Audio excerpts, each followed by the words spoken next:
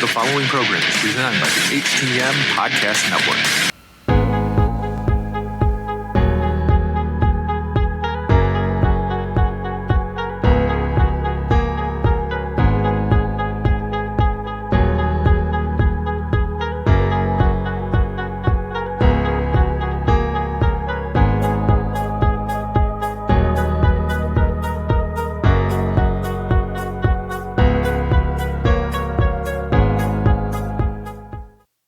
Welcome to another episode of Turnbuckle Talk in partnership with thechairshot.com, presented by the Hitting the Marks Podcast Network and in association with IndyPW.com.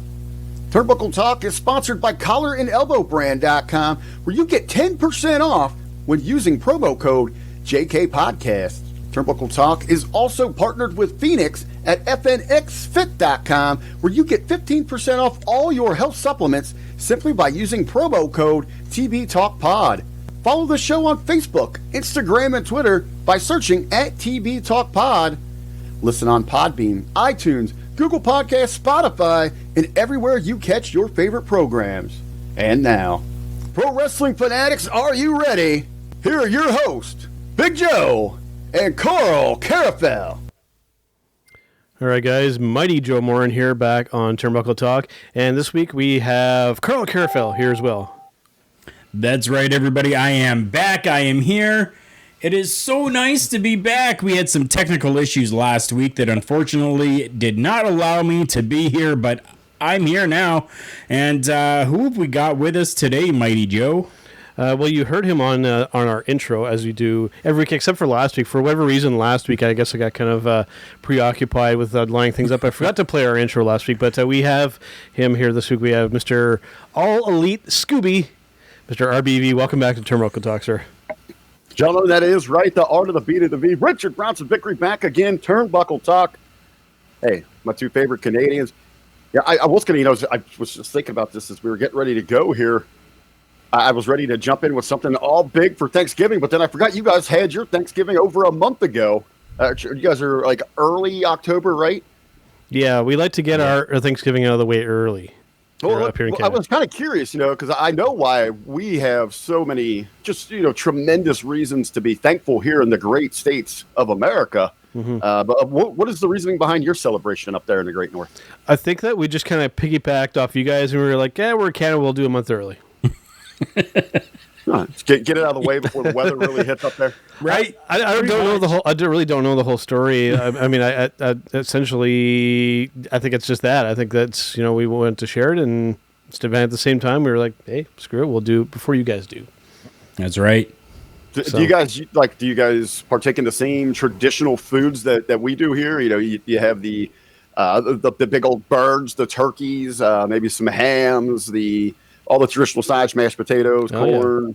For me, beans, whatever it might be. For me, turkey, mashed potatoes, stuffing, gravy, ham, pumpkin pie. I'm happy. Full plate. Yeah. Yeah, that's right. Sometimes all on the same plate, depending on the scenario, right? So now, here in the States, when we have, our Thanksgiving and, there used to be a tremendous in professional wrestling around Thanksgiving. We had Survivor Series, which used to be on Thanksgiving night here in the States. We have a full day of football that has gone back many a decades, even before the NFL. Football and Thanksgiving have gone hand in hand. Do you guys have any big traditions there, maybe sports-wise, that kind of complement your Thanksgiving holiday? I think that there would usually traditionally be a Canadian Football League game right around that time. I can't remember offhand because it's been a while since I've watched some CFL. I don't know if it was like the Grey Cup or something. I think that's not done until later. But there's usually traditionally some sports going on here in Canada as well with Thanksgiving, typically. Actually, that you mentioned it, Joe, as I was kind of doing some research, as tomorrow on the next episode, the newest episode of the Hitting the Marks podcast, we're going to be diving into a lot of things Thanksgiving. We're going to be talking about the fine art of deep frying turkeys. We're going to be talking about traditional and modern sides. But we are talking the history of football and Thanksgiving. Nice. And in researching that, I do believe there was a big marquee game that was centered around in your Thanksgiving. Around the Canadian Football League.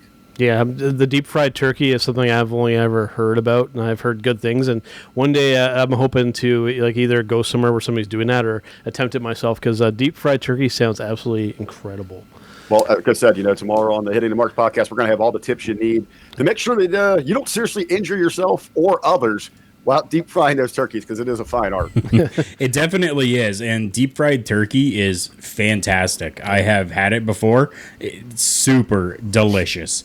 Crispy outside, nice, warm inside. Like, it is just freaking fantastic. I guess to share a little bit of what we're going to be talking about. 5 deaths a year. Mishaps over deep frying turkeys on Thanksgiving. Really? Are these like choking deaths, or like what's happening here? Just people eating too much food? No, it's not choking. It's not even getting to the plate. We're having explosions here. Oh, no. Wow. Fires, and we're going to break it all down for you. Cool. I'm interested to hear about that. I'll definitely be tuning in for that. And speaking of Thanksgiving Day traditions, typically we're talking Survivor Series, and that's what we're going to kind of get into. But before we kind of break down all the matches here, just in general, thoughts on the overall show. I'll let you go first, Karl. You know what? It wasn't that bad of a show. Yeah. I didn't hate it. I didn't love it. I didn't find it to be really anything that really stood out. But I mean, overall, it was a good show. I was happy. I was surprised. I was okay with it. It kept me watching. I didn't go to a situation where I was like nodding off or falling asleep. So. That's a good thing for myself. This is the first time I've actually sat down and watched in quite a while a WWE pay-per-view, or if we could even call it that now, just a WWE event, I guess we can call it now, front to back. And yeah, I'm kind of in the same boat. There's some good stuff here. There's some nothing that really pissed me off. There's some mediocre stuff that was kind of meh. But I mean, overall, I didn't hate this show, and I thought just the talent in the ring, I thought that they did a great job. The storylines, they are what they are. But, I mean, you can't fault the talent in the ring. I think that they all did a pretty good job in there. With a few exceptions, but we'll kind of get to that. General thoughts on the show in general, Mr. Richard Bronson Vickrey. Well, I think, is what you guys are kind of echoing is the same that we're seeing, across multi-circles through the internet wrestling community, is people felt really indifferent about this show. Yeah. Like, it wasn't anything that blew anybody away. There's nothing that's, the talk of the town that we're highly buzzing about, but we're not ultimately, over the top sour on this thing. I think that in underlining is the bigger issue for WWE and how they approach this event here. Let's face it, this has just become an over the top novelty event. As we put these matches together here, there's not a lot of stakes, and we're not getting a lot of storyline development even going forward here. And we did get a little bit, and they did do some good business inside of this show, but not enough to overwhelm anybody, and really not enough to keep people coming back to get excited, to tune in tonight, as we turn the page, look towards the Rumble, and we get truly onto the road to WrestleMania. This is where you need to start laying that groundwork, and year after year, WWE is just dropping the ball and failing there. Yeah, I mean, you take a look at the build-up, like you talked about. You said that there really wasn't a whole lot. I mean, and you're right, there really wasn't. I mean, we had a little bit with the main event, Roman and Drew, right? There was a little bit. It was very weak. No, I mean, we literally had a week. 1 week. Yeah, it was 1 week. And then they gave us the hype on Friday. Yep, it was 1 week and very weak. The whole thing between the New Day and the guys who want the smoke, the Street Profits, it was interesting, right? Because it was just comedic, right? Like kind of like the New Day does. So I mean, I was kind of happy with that. It was okay. You get the Women's Survivor Series team with Natalya and all the BS that they've been putting her through again. Right, and then really you didn't have too much with any of the others. There really wasn't much of any type of build up for anything. Well, it's can teams get along? There's always an outcast. They're arguing over who's the team leader. What the hell does that even mean? There's never any stakes involved here besides this made up. And they weren't even keeping score last night, even hyping that it was the red versus the blue, because even they have realized in their own way that ship has sailed. No one is buying into this overhype. This is brand supremacy. This is bragging rights. Absolutely no one's investing in that. No. So again, this is just one of those shows that you hope you can you tune into. And I guess the big selling point here is why they rushed this thing. Last time I was on with you gentlemen, we had talked about this thing. Why this Undertaker retirement felt so rushed is because they ultimately needed some sort of moment, something to grab the fans to bring them in for this just lackluster, I don't want to say performance of a show, but marketing of a show. Yes. I think it's pretty clear that, over the years, the Survivor Series event, it's just a shell of what it used to be. It's not anywhere near. It doesn't feel special anymore. It doesn't feel like one of those 4 marquee events that they're supposed to have every year. This just feels like it's another one in the rotation. It's like, well, we're in mid to late November. It's time for Survivor Series. And then we're just trotting out the same kind of thing. It's like brand versus brand, and just But ultimately, they've all kind of lost that appeal. They've all lost that edge outside of WrestleMania. Even the Rumble inside of itself. Now that we have to endure 2 Rumble matches, even they have devalued that. Once of the big 4, the Rumble was always my favorite. Mm-hmm. And then I truly enjoyed Survivor Series because just the uniqueness and the dynamic of bringing these different individuals and tying all these feuds together was so cool to me. They completely abandoned what has made it so special. It'll be interesting, just briefly on the Royal Rumble, because it's typically been my favorite WWE event throughout the years. Given what's going on now, the big question is, how do you pull off that kind of match? I'm going to say that they'll likely kind of go with kind of like a gauntlet type approach, because you're not going to be able to have. They just had a battle royal on this show. Yeah, I guess you could. We'll see how they do it, or if they're going to maybe do like the 1 versus all again, or who knows the approach. But I guess as long as they're following the COVID guidelines, and as long as things don't get locked down where they are, then I guess we're good to go. Now I could see where they might regulate where you're not going to have an overabundance of talent in the ring at a certain time. They might try to keep it at a certain level, but I don't think they're going to change the very basics of the match. And unless, we have, I know here in the States, I don't know how it is in Canada right now, we're seeing another sweep. So many states, Kentucky just below me here, home of the Dr. Man Beast Ted McNair, they're on a shutdown. Ohio, we're pretty much on the governor's come out and said, it's on you. Don't make me turn this car around right now if we get into the holiday season. So it's and that's almost everywhere. Yeah, here they're kind of taking the regional approach too. Toronto has basically gone into lockdown again. I'm only about an hour and a half southwest of Toronto. We're still kind of business as usual here, but you can feel that like the hammer's coming down, that the restrictions are coming down again, and we'll just have to wait and kind of see how that kind of goes. But let's get into the kind of the. Go ahead, Karl. Just so that Rick understands. I mean, Toronto isn't just Canada. No. Right. So Quebec is pretty much shut down. Yeah. To the point where like you go into a Walmart and there are areas that are taped off. Like you cannot go into these areas, which are like clothing. Yeah.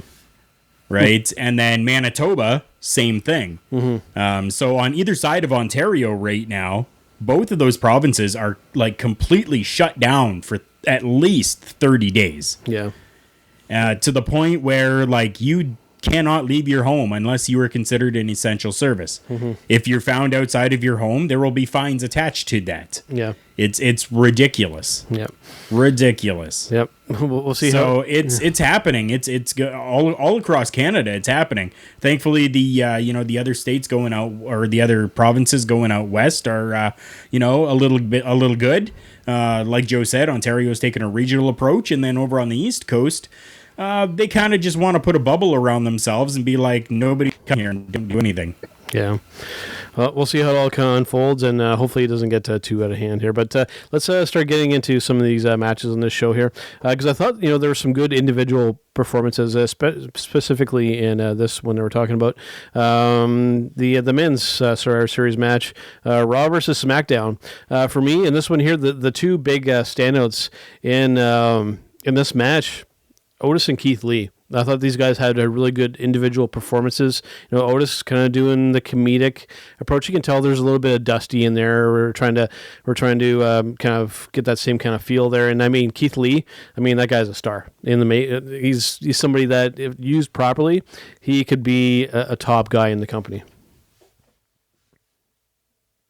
What do you think, Karl? I totally agree with that. I mean, with Keith Lee, definitely, like he's a top guy. Otis. I've always been a fan of Otis. Yeah. Otis is a cool guy. I kind of like the whole thing that he's doing. I don't know. It's just because it adds a little bit of humor to it, and kind of gives me that little bit of a smile that I'm missing from actually good performances. So I'm able to smile a little bit because of Otis. But I mean, the entire match itself, I mean, there really wasn't anything that stood out too much. Typical back and forth with, SmackDown guy gets thrown out, and then Raw guy gets thrown out, and SmackDown guy gets, taken out, and then Raw guy gets taken. I mean, typical Survivor Series. Well, there was the one standout moment fairly early on that was a bit unusual. Seth Rollins essentially offering himself up as a sacrifice, and Sheamus taking him out with a bro kick and 1, 2, 3 very early in the match, and him saying, basically, this is for the greater good or something. What's your take on with that? Rick, what do you think's going on there? Well, he's playing in that martyr role, whatever the case might be. If he's heading to take time off with the baby on the way, and all that, and I think it is, it really is a write-off at this time is probably very beneficial for Seth. Yeah, I've been saying for a while that this has been some of his best work. Maybe not given the best creative, but how he's been handling and how it's been crafted around him, maybe not the best, but how he's been able to carry this thing, the development with Dominic Mysterio. All through that program, I know it's kind of maybe run its course, gone on a little bit too long. So this is good to kind of remove him from that situation, from that spotlight. And again, in itself, we were joking during the live discussion over on Facebook Comedy Media Discussion Group. This was the Stevie Richards rule in the Rumble. Go out there, get tossed out, hit the floor, take your ass to the back, and go get your check, and get the hell out of there. It's exactly what he got. Well, the bigger picture here to me is when we're looking at these teams, Otis is a comedy act at best here. He was spotlighted far too much inside of this match. Ultimately, when you looked at these two teams, the Raw team actually looked like a team of professional wrestling superstars. Yeah. The SmackDown team, not so much. Obviously, you have Seth. He's not there. He's eliminated right away. Corbin's got a tremendous look, but he has still got a lot of ways to grow. I'm sorry, Uso is not right there yet. He is struggling through. Again, Otis is mid-card comedy at best. He could have had a couple spots in here, hitting his little dance, all whatever. And Kevin Owens looks like a hobo. The SmackDown team does not scream professional wrestling. I look across the ring to the other guys. They look like true superstars. Well, yeah, I mean, it really didn't surprise me that they ran the gauntlet on them. Oh yeah, for sure. Yeah, it was a pretty dominating performance, Jay he's the last guy left there, and he got destroyed, and then felt the wrath from Roman afterwards as well. So it basically said, get out of here, we don't want you.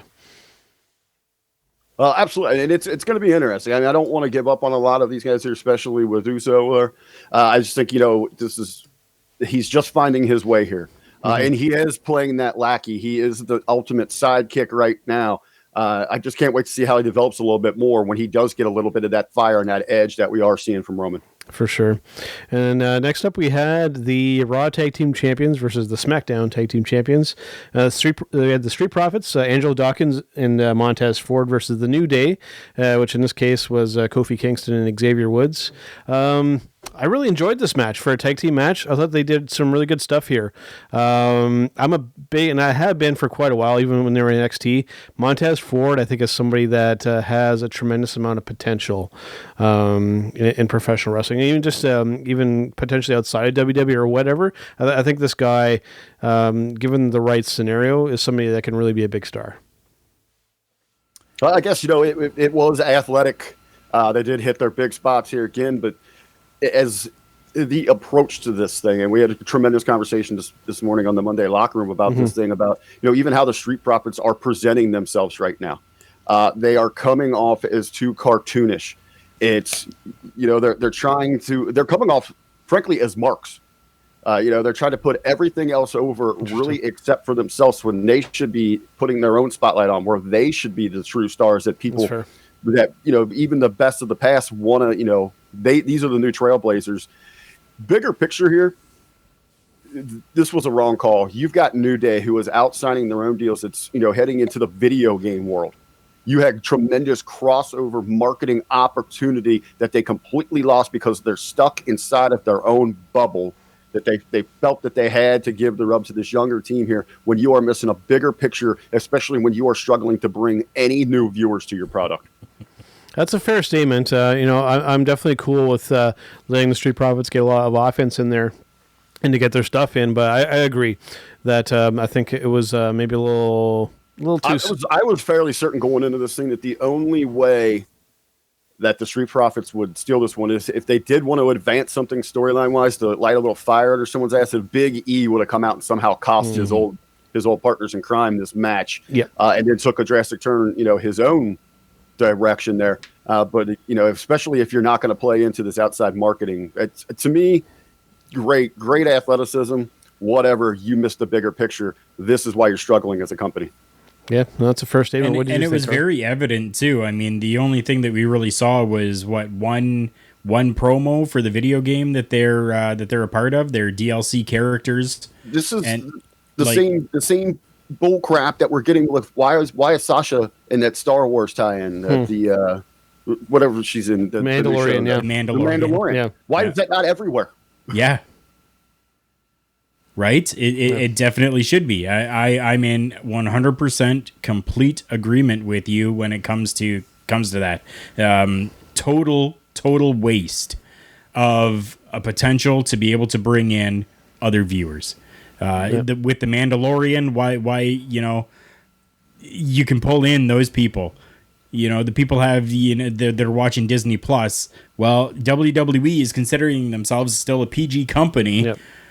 Disney is a G or PG company, so you're gonna have that market there that you can pull people over. Even outside of that, you got to believe. I mean, people that are going to be into Star Wars, that sci-fi genre, they're going to be able to find something inside of professional wrestling that's relatable and entertaining to them. Yep. You need to be capitalizing on all this, but they're so stubborn in their own ways that because it's not their creation, not their product, that they don't want to capitalize on this. Yeah, it's unfortunate that they could have ridiculous. At least. I would have had her come out in the character from the show, and you do a little promo beforehand. You have that crossover. It's right there, right in front of you, and they chose not to go down that path, and it's unfortunate. It would have been good promotion for both sides. Well, and then in turn, you've got Sasha Banks running around now saying, "Oh, I'm the face of the company. I'm better than Roman Reigns. I'm better than that other guy, Drew McIntyre."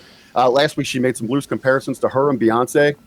Yeah, that's not how a baby face talks. Yeah, no, that's not how someone that you want people to adore you and want to follow you to the product. That's not how they act. No, they just can't.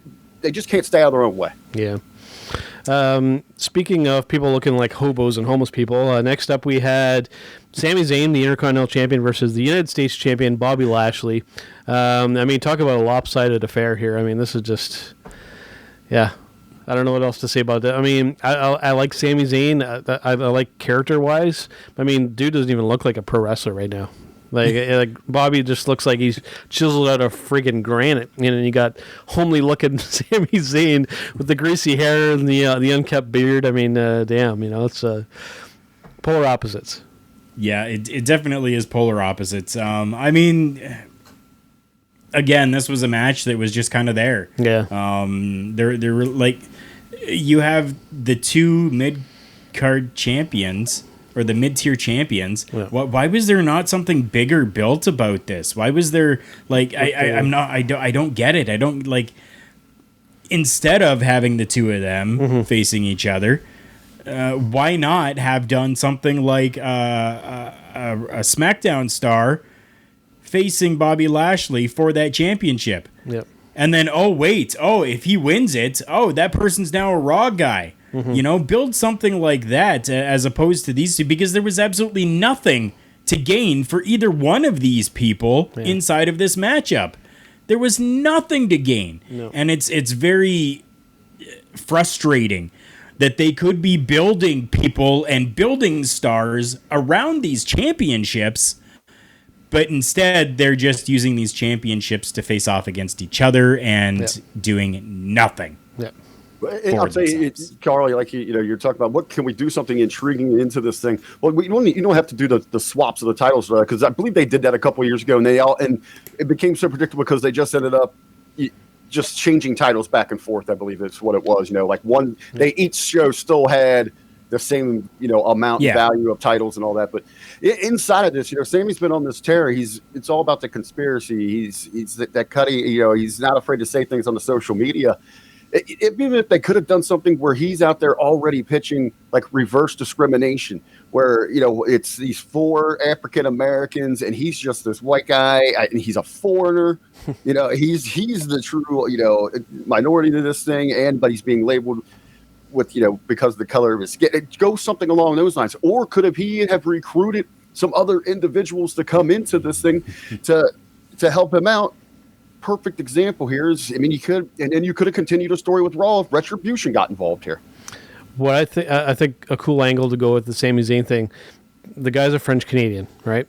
You go with the French Canadian angle. You have him have him talking French most of the time. He's French. He doesn't. I don't need to speak English in front of you people. Right, I'm going to speak French. Have him be kind of that dick French guy. I think they're close with him, but you go a little bit more with that, then you can have him be a real good heel French Canadian wrestler.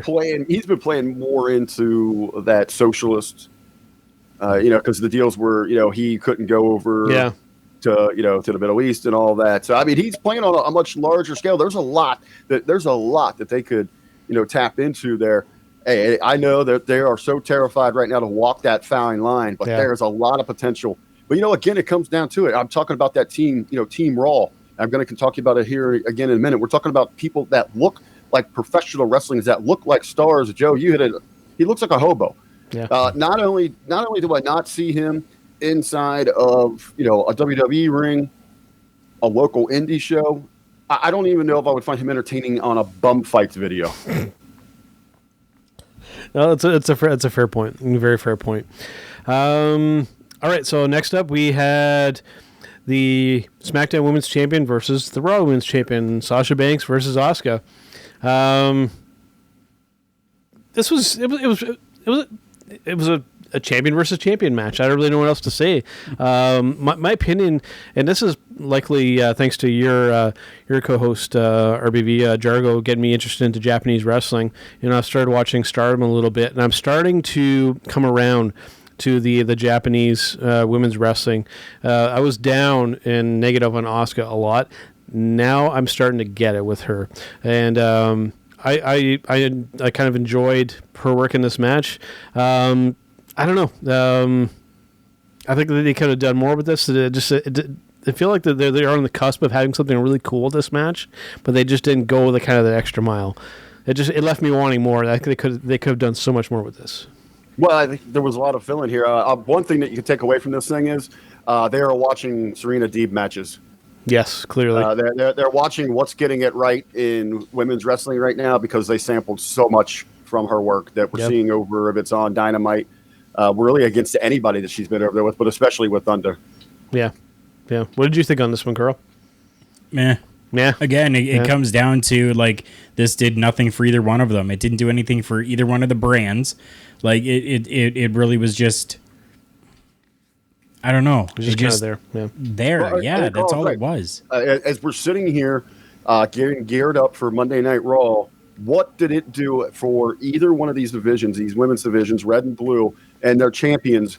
Where did it move it forward? It didn't. If anything, by sitting still, you've moved backwards. Yeah, it did absolutely nothing. Unfortunately, that seems to be the case. I think I know we're going to transition here because they go back to back, but real quick, inside of this, we got our champions. We're going to get into the Survivor Series traditional women's match. We look at all of these talents. It is amazing inside of this company what is on the shelf in development.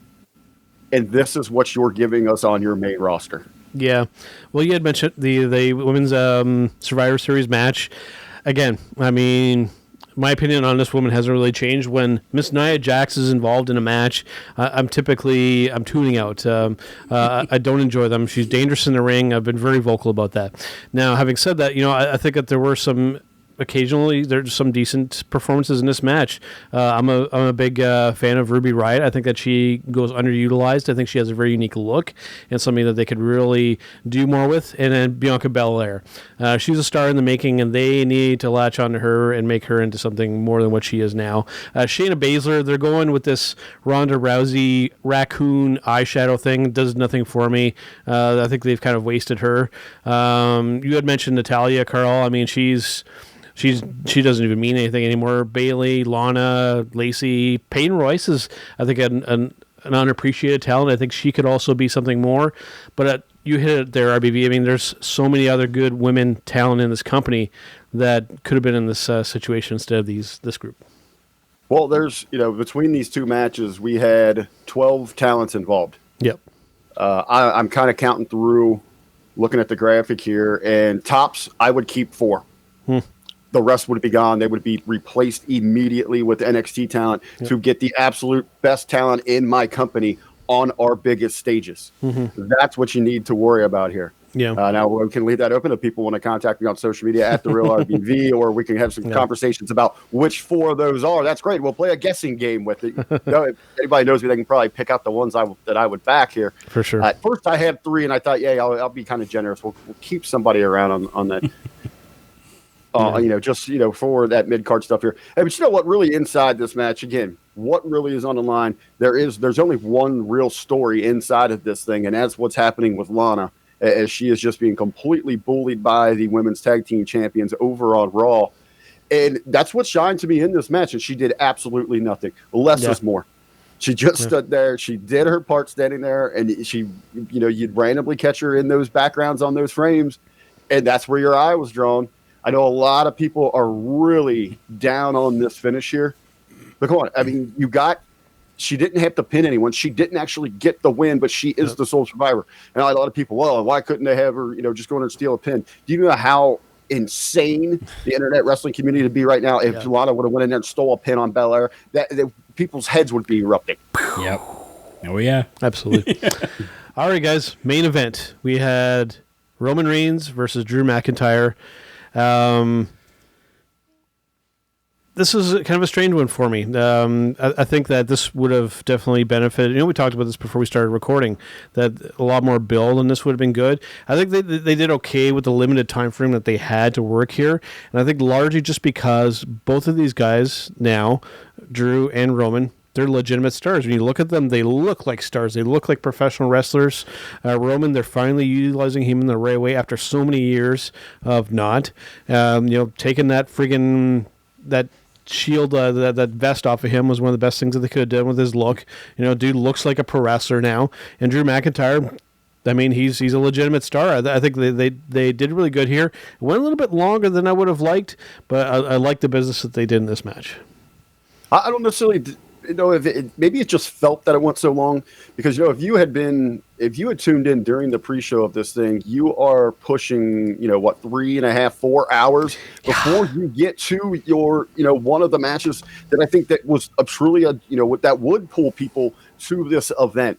Joe, you said it perfectly here as we're looking up and down this card. These two look not just like pro wrestlers, not just like stars, not like main eventers, but champions. Yep. And that's what you got. And it had that great vibe. I thought the entrances were great, how they put that together. I mean, you felt that intensity between these two. I like the slow back and forth, measuring one another out. Who's going to give a little bit without totally breaking it? Each man is so, measurable against one another. And that's that story that they were telling. It was more of a classic style. But again, though, after you've been sitting there for so long, you're kind of just like, okay, let's pick up the pacing here. Yeah. Let's turn up the volume. Let's get a little excitement going. One of the things I was regularly thinking throughout this match, again, there's not a lot of people on this roster that are true main eventers, true superstars that look like the champions like this. I know there's some other options, but we don't know with the situation with COVID next year, if there's going to be fans in attendance, what stars are going to be available, who's back from injury of that. I would have this potentially as a unification match on the back burner for WrestleMania. You've got the story. They told some of it inside of this match that, Drew, to get his opportunity to go face Brock, eliminated Roman Reigns. I like here that Roman gets this win back. He gets that moment back of a sense. I wouldn't mind now Drew coming back and saying, you know what? You did me dirty. You did me wrong. We're on two different brands here. They're trying to keep us separate. I found out a way to get my hands on you, Roman. I'm entering the Rumble. Yeah. I'm going to go try to win this thing, and I'm going to challenge you. Then I'd hell on the flip side, Roman say, you know what? No. I'm going to the Royal Rumble. I'm going to throw you out, so you ain't going to even have a shot. And then you build up those two on a collision unification at the next WrestleMania. Yep. Yeah. No, I definitely agree. I would entertain it. I know there's some other options out there, and who might be available. Does you keep hearing the name with The Rock being thrown around? If Brock would want to get back into this picture, Orton and Edge. I'd have it in a conversation right now because they have got to start looking at stacking this thing. Yeah. Yes, they do. So that wasn't the end of the show, though. We, of course, the main attraction for this here, we had The Undertaker's farewell. I guess this is going to be the farewell. It seems to be the big debate. I hope so now. Not kind of what kind of happened, but like the debate amongst fans and just the internet wrestling community and social media is like, okay, is he really done this time? I think so. With this, the way that they did, I think it was cool the way that they brought some of the people out. I wish they would have kept them there for when he actually came out, though. I thought that was a bit of a miss. I will say too, Vince, his speech, I thought it was really well done, but it really, really, really showed his age in there. You could really hear it in his voice, like he is getting near the end of it's near the end of the road for Vince. He's having a hard time stringing words together. I mean, he did well considering, but I mean, dude is getting old. Just saying. What would about the emotion of the moment? Because it even seemed like that Taker was struggling at times there. Yeah. It's really what they meant. But Joe, real quick before Charlie touched on this, would go back and you're saying you wish they would have kept those the legends and colleagues in the ring there. To me, that would have been a huge misfire. Is in the moment, and we're going to talk about what has transpired since Survivor Series went off the air. But in the moment, to me, it represented what the Undertaker has been about protecting the persona and business the entire run. The Undertaker coming out, no matter how magnificent the entrance, and walking around and hugging all those individuals, not the persona whatsoever. So I think it is cool to have them there. They're showing their appreciation. These are all the people that had meant something, either just professionally or personally to him. It was the boys. It was the locker room. So they didn't bring the wife out or anything. This was the boys, and that's how they used to travel. Yeah. I liked how they tease it, where Kane comes out, on his own. He sticks to the damn character because that's what made him. He immediately, as he's tucking at the armbands, he's doing the mannerisms, stays away from everybody. Clear everybody out there for the Undertaker's moment. That's what the dead man does. Hey, and then if you'll recall, it was right here on Turnbuckle Talk when I pitched, we needed the hologram. Yes, they did it. That was cool. The only other thing I would have added is if you could have gotten him, if you could have gotten Sting in the face paint, have him up in the rafters to be maybe just to kind of like point the bat or something. I wonder how much of that was with travel and all that. Yeah. Well, Sting might be trying to negotiate a new deal with them. He's been rumored to maybe talking to AEW. And yeah. I think that would have been cool if they could have inserted that. But anyway, Karl, sorry to cut you off there. No, it's all good. I'm in agreement with you, Rick. I don't think that keeping them out there would have been a good thing.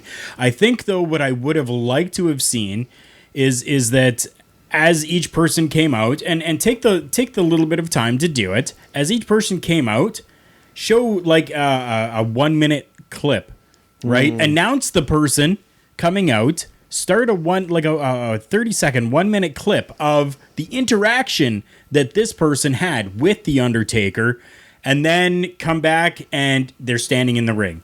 The next person, same thing. Announce who they are, a little clip of the impact that was had on those two individuals, and then the person's in the ring. You would have been great, too, maybe to save time at the end. I love the idea, Karl, but maybe if you ran that throughout Survivor Series, throughout the show to get people warmed up. Because, really, Michael Cole trying to explain to me the importance of their crew. Yeah, not so much, yeah. But the Bone Skull crew, the BSK. Anything Michael Cole's trying to get over as cool isn't working anyway. No. Okay, Because so if you you do it in a production, little package, so that we know, how many people are there. Like, why the hell is Savio Vega here? Why are the Godwins here? Right. Well, you got to be cool to get something over as cool, right? And Michael Cole just is not that. And I agree with you, Karl. That would have been good, especially for some new fans, some new viewers, to give them a little more context of kind of what's going on. I think would have been a cool addition as well. And I would agree that it was the right approach for him to be there solo in the ring. I'm coming around to your line of thinking. I like that. Yeah, no, it definitely was, and to have Paul Bearer there as the hologram, honestly, I had to grab a tissue because I was like, wow. And then I think for me, the best part to kind of solidify that this is the end, that this is now the time for the Undertaker to rest in peace, is that after he said all of that and he got down onto the one knee and he was doing his pose, there was a 10 bell salute or a 10 gong salute that happened before his music played again and he left the ring. I don't know if anybody else caught that, but I caught that, and I was like, I missed it. Wow. Interesting. Yeah, you'll have to rewatch that. But I was like, wow, because I heard it and I'm like, I'm waiting for the music to start, and I'm like, wait a second. 5, 9, 10. Holy shit, what the and yeah. Now to go along kind of with everybody there on the stage or whatever, when a rightful Hall of Fame is done, that I think would be a perfect opportune time, because then the Undertaker doesn't have to be the Undertaker, because he is gone. The Undertaker is resting in peace. So he can go out there and be the Undertaker Mark Calloway and then be able to have that interaction with a lineup of people in that type of environment, right? And I think that's the only... fell apart. Last night in that moment, I went to bed feeling great, getting ready to, I'm woken up bright and early. I got up at 6 a.m. here in the East Coast in the United States to start gearing up for the Monday Locker Room, the Hami Media Group. And I go to the sheets. I go to social media to kind of get my last minute notes and thoughts and all that. And lo and behold, what do I see? Where I thought that the dead man was laid to rest, where I thought now he's going to turn the page, he's just going to become the man. And there he is in full gimmick, cutting social media messages for, I had to pause there, I got to remember what platform, for freaking All Elite Scooby-Doo and every other Mark-Tard that wants to come out of the woodwork right here. He's putting you over $1,000 a pop, and overnight they cut 30 of these things. Yep. Cameo. For anybody that wants to spend the $1,000 for a 10 to 30 second message from the Undertaker, $1,000 over on Cameo. There you go. Right. Well, I started thinking about this. At first, oh man, I hate to see what that we're doing this to the Undertaker persona or any persona of that, especially of that magnitude. But then I start questioning, okay, what kind of loser is paying $1,000 for this? But then you get into it, somebody, it could have been someone from AEW. The Bucks might have been paying their good buddy, All Elite Scooby, hey, here's $1,000. Have him cut this for you so he looks like an idiot. What's $1,000 to anybody from AEW right now if they can get a knock on WWE? But then I really started thinking about, okay, so I've got, I'm kind of upset that the Undertaker's doing this to the persona. I'm questioning what kind of loser is going to pay $1,000 for this thing. I think I really got to the root of this thing.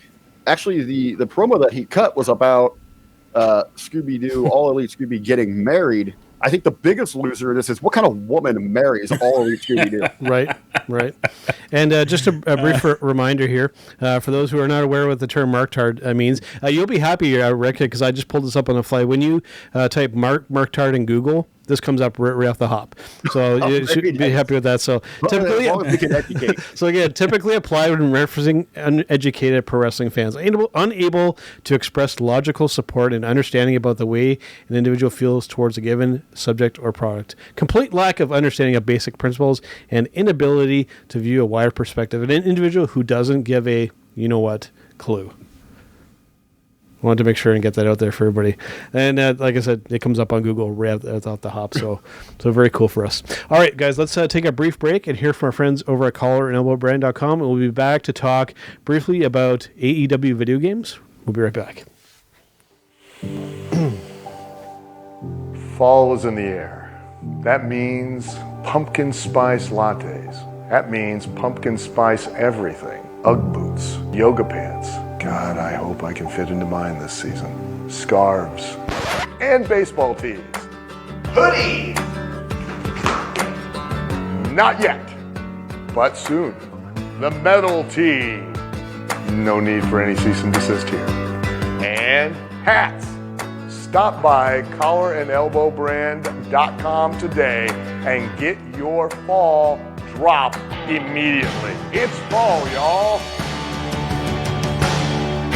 collarandelbowbrand.com. You'll be the coolest person in Starbucks whether you're wearing yoga pants and Ugg boots or not. In fact, I like to go to Starbucks without the bottoms on all the time and just wear my collar and elbow brand type shirts. I immediately get my coffee and go.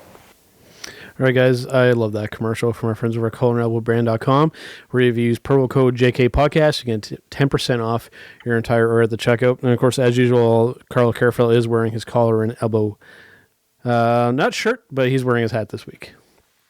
So make sure and check that out. Lots of great stuff over there. I think they just released a whole bunch of new merchandise over there. They have a ridiculous amount of stuff over on that website. I was just wearing the collar and elbow sweater. So earlier before starting the program, so that's why I was like, well, oh wait, no, I don't have the sweater on now. Yeah, but I got the hat as always. All right, guys, let's talk briefly about video games, and we're talking specifically AEW. Just recently, they've announced that they are partnering with Ukes to come out with a professional wrestling video game based off of All Elite Wrestling. And there were some screenshots that kind of came out to you. You had already talked this on another program that you were on, Rick, but it really seems that they're going with the kind of arcadey, kind of over-the-top style, because there were some of the screenshots, specifically like Kenny Omega and Jericho. I mean, these guys are like jacked, like they're buff, and it's like almost creepy looking the way the muscles look. So it seems like they're going for kind of the arcade approach, which I'm actually okay with. Yeah, well, admittedly, I'm not too much of a gamer. The last up-to-date system I bought was a PS1. Wow. And I still regularly play my NES and Super NES. Nice. But if you happen, and I know they're kind of a dying fad or a breed, if you will. If you're out and about and you can find a traditional arcade, though. I am one of those people that'll stop what I'm doing. Scrounge up some quarters, whatever the case might be, to make sure go in there and spend some time, because it's the nostalgia of it. Yeah. It's about taking a step back, and to me, video games should be an escape from that absolute reality. So I don't want it to resemble that in any way. So I know for me, as a very old school, not a modern day gamer, that would be the appeal to me. Yeah. I don't know that ultimately is going to push me in a direction to go purchase a console of any sort like that, but it would be interesting to me, and I think too, especially for growing in cultivating younger fans, like my nephew's ages, those are more attention grabbing to them than all the finer details that you might get in some of how developed some of these games are. And just not professional wrestling. I mean, it's across the board in all sports. Yeah. You had mentioned the arcade stuff. If you look actually behind me, you can see some of the stuff. I actually just recently at my local Walmart, I got this one, and I've seen some of these out there, like little arcade boxes, and this is actually the original Space Invaders. And they do like these little mini arcade cabinets that are actually pretty cool.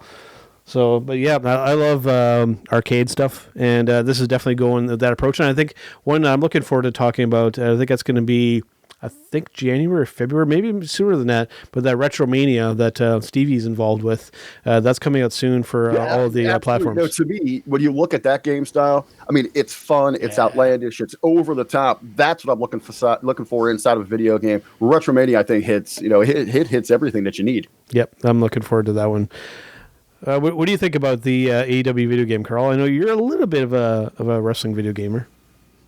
Ukes is still a company? Yep. When they things fell apart with the WWE, and then like AEW latched onto them like right away. So yeah, definitely they did. I mean, we'll have to see. I mean, the screenshots and stuff that I've seen, I mean, it looks okay. It's very early too. Yeah, it's very early stuff that they've got, but I do believe that there's 3 different things that All Elite is doing. They're doing the console game, a mobile game, and then something else. I can't remember what it is now, but something else having to do kind of with like games. So I mean, why not? Why not branch out and capitalize on that? And I mean, as long as they do things right and use the right people to market this, Kenny Omega. Yeah. I think that it'll do fine, and it'll be just fine. For those that don't know, Kenny Omega is probably one of the biggest gamers that are out there. He loves his video games. He's brings them with him. He's playing them. He's always got them. Chase Owens, another guy. He's always playing the video games. He's got the whole like briefcase that you open up and the consoles in there with the television and PUBG. Chase is always playing PUBG. Yeah. So I mean, like it's not like it's something that's foreign inside the community of professional wrestlers. Video games, even like you take a look at the WWE with the New Day, they're them as well. Like they're big gamers, right? So I mean, this is something really good and really cool for AEW to do, as long as it's done and marketed right. You got all these nerds playing video games. What happened to good old days where you just got a bottle of whiskey, and maybe some Coke, and you just went to the strip club? The problem was the last time that I did that is that I got the bottle of whiskey and I got the Coke, and then I got the vodka and the orange juice, and then I got the Goldschlager out. You just never made it to the went to the strip club. And what happened at the strip club is that one of the strippers got power bombed, and I was asked never to come back. Wow. So. That's that. Oh man! All right, guys. Since we're running a little bit long here, there's not really much in the breaking news aspect of things, so I think that we'll just move on to our match of the week.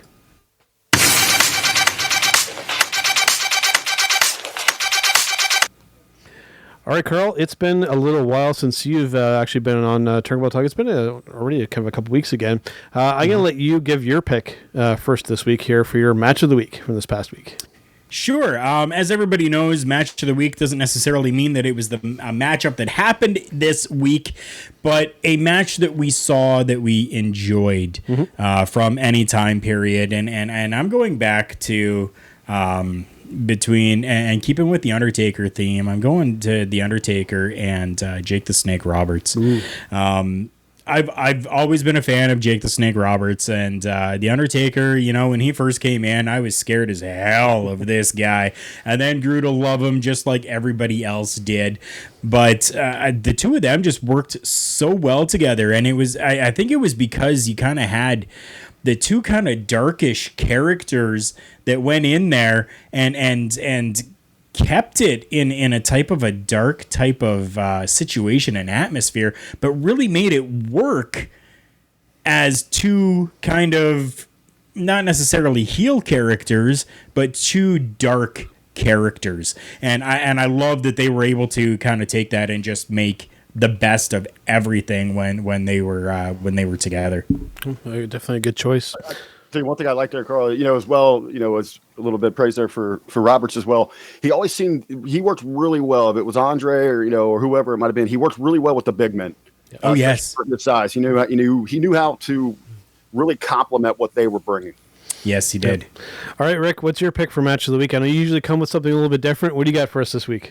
Well, I'm just gonna. I actually forgot about the match of the week, so I'm going on the fly.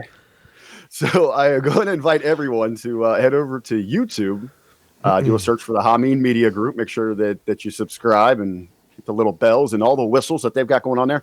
But I don't know if it's currently there now. I know it is on the way, so it'll be there by the time that we hit just the audio part of the show here as we get launched tomorrow. Just want to check out the 90-minute Broadway featuring Dr. Manbeast, Ted McNaylor. Nice. It is referred to by the one and only legendary, trainer of the Stars of Stars, Rip Rogers, as he has a short list of matches that he instructs people. This is one you must go watch, and it's exactly it. So again, that's on YouTube, the Hameen Media Group. You're looking for that 90-minute Broadway featuring the good doctor, Manbeast, Ted McNaylor. Yeah, he's done some cool stuff with Rip Rogers. I'm looking forward to checking some of that out when it comes out on YouTube. For my match of the week, I'm probably going to blow a lot of people's minds on this one here, but mine's actually coming from the WWE this week. It's not coming from New Japan or someplace else. It's actually coming from Survivor Series, and we're talking the tag team match between the Street Profits and the New Day. I thoroughly enjoyed this tag team match, and I was highly entertained by these guys. They did a really good job. As we said, it would have been nice for them to have capitalized the right way. I think that the right approach would have been to put the New Day over in the win, but I still thoroughly enjoyed and was entertained by this match. The in-ring stuff I think was done really well. So that was a win for me. There we go. All right, guys, let us move on to our final segment for this week, our Showstopper segment.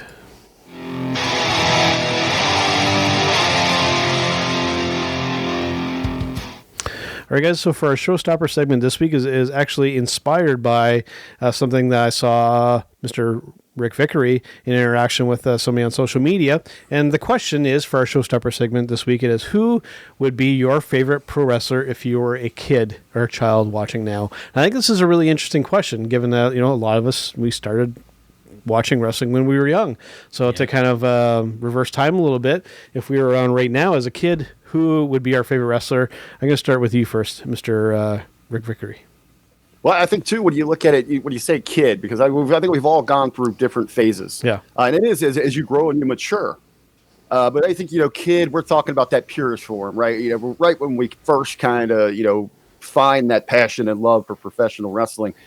And I think what I found the topic so intriguing was, people are still today, like, you're trying to, implement what you know today instead of going back there and reliving how you saw it as a kid. Mm-hmm.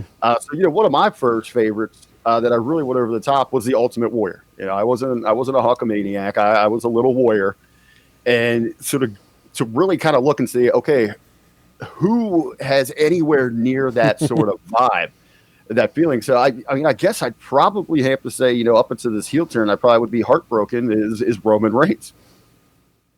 Interesting choice. Because you look at that, obviously, they're not the same kind of character. You have the maniac, the face paint and all that, but kind of that role, because, if someone would say Hogan, I think that you would think more Cena. So I'm kind of thinking of, that B alternate for that baby that they were building up, and that replacement, that they were trying to bring in.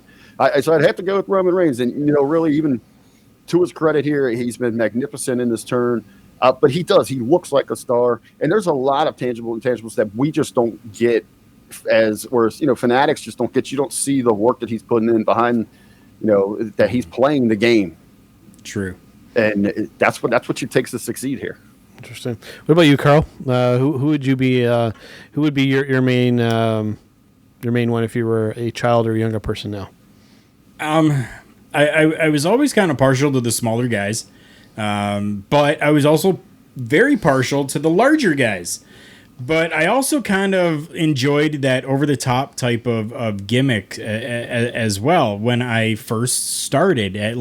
From when I can really remember.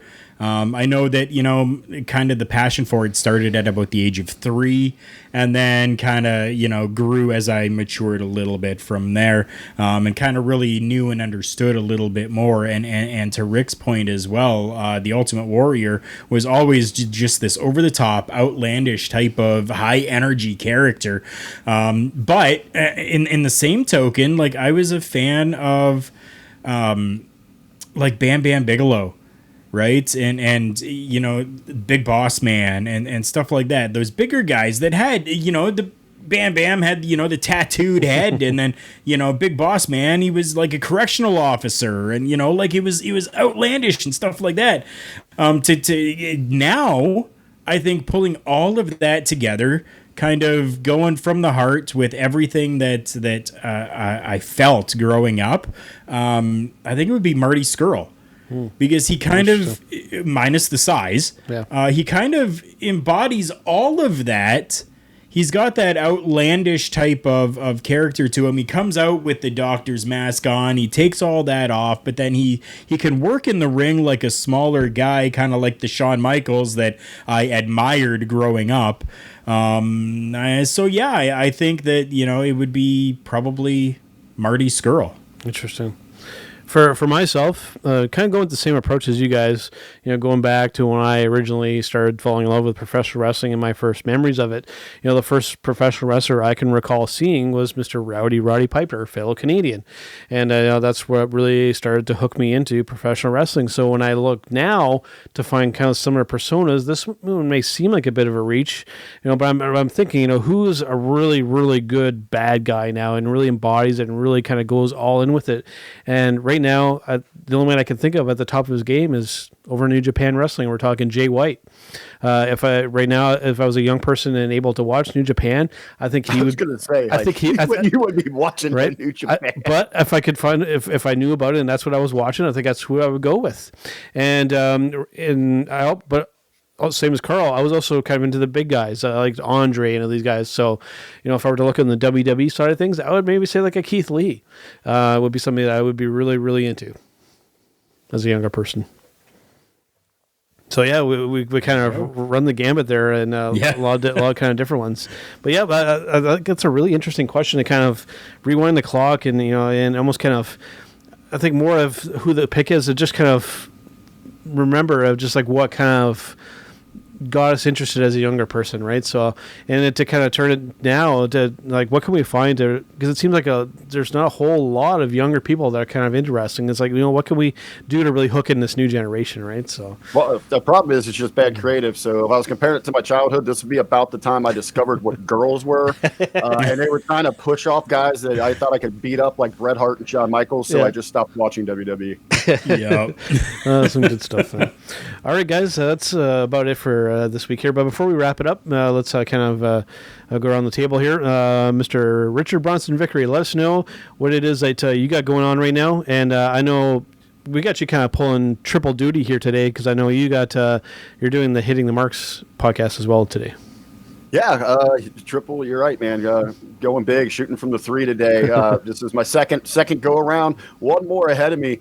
But hey, regularly mention all my ties in with the Hameen Media Group. We have got so much incredible content coming at you from that platform there, from the worlds of pro wrestling, from MMA, from political satire to conspiracy, health and fitness, whatever it might be. We've got a little something from everybody, and the personalities. We've got a who's who, some of the brightest minds in professional wrestling, all really students. In a majority of them are students of the great Rip Rogers, who now is a part of our platform as well. You can pick up those exclusive Patreon with him. So again, that is the Hameen Media Group. You have to give us a search on Google. You can find us on all social media. We've got the Podbeam sites. We've got the Patreon. So much going on there. Again, it is the Hameen Media Group.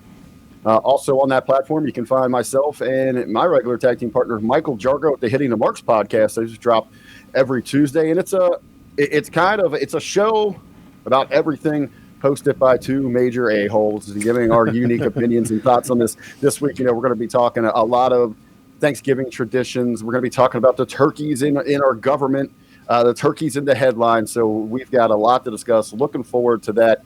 Me personally, you just keep up with me, Richard Bronson Vickrey, across all social media at The Real RBV. And Karl, I know you're going to be checking in with me this week because I've got a incredible lineup of my RBV Fitness Delicious of the Day is heading your way this week.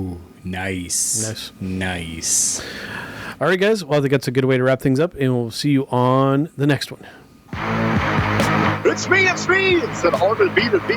As you can tell in the background, we are out celebrating. That is what we do here at hittingthemarks.com. And I invite everyone to continue to tune in to Turnbuckle Talk, but check out all of our other shows. We have You can find that all at hittingthemarks.com.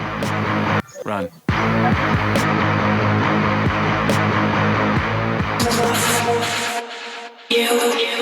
I miss you now. You know it's true.